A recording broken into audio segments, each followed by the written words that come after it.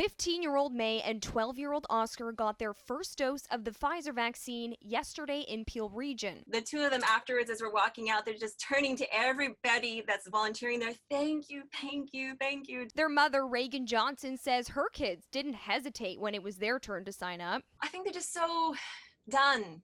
They're done. They've been so good and so ready to do their part to help COVID be over by not getting together with friends, by not seeing their grandparents.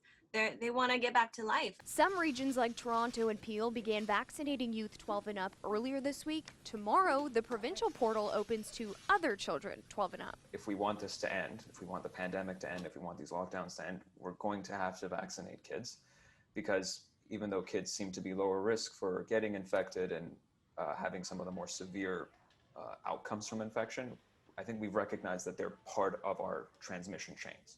Kids can still get the virus. They can still transmit the virus. Amir Amani is a pharmacist who educates people on vaccines. He tries to assure those who are hesitant that the mRNA vaccines are only in your system for a couple of days. The vaccine is like a training regimen, practice drills for your kid's immune system, so that if they see the real thing, they're prepared for it.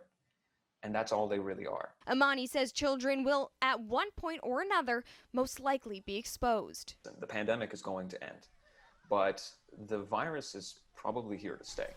Maybe in seasonal waves, maybe in random waves.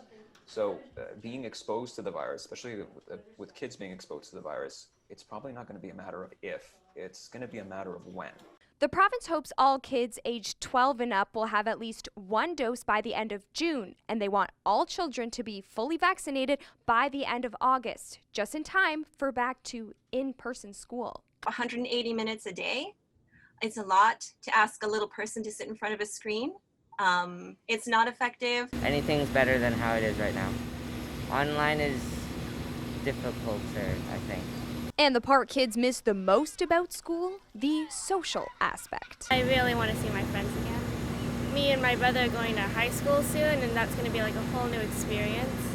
And I want to have the experience of going there. Being with your friends is a huge part of the school experience. So not having to be around your friends and learning online is weird, especially for young kids who don't know how to self-manage. There's a social aspect that's really important of school, and I think they're missing it being all virtual, and I think there's just some things that can't be taught virtually. Others say getting the vaccine to our youngest will help stop community spread. This virus thing is a very dangerous thing. People need to realize that, and it seems to be the only way to stop it is to vaccinate. We're all in this together, so if the kids, if we get vaccinated, the kids should get vaccinated too. We have to vaccinate as many as we possibly can and just keep trying, keep pushing. And the measure of a society is the manner in which they treat the most vulnerable, and those are the children.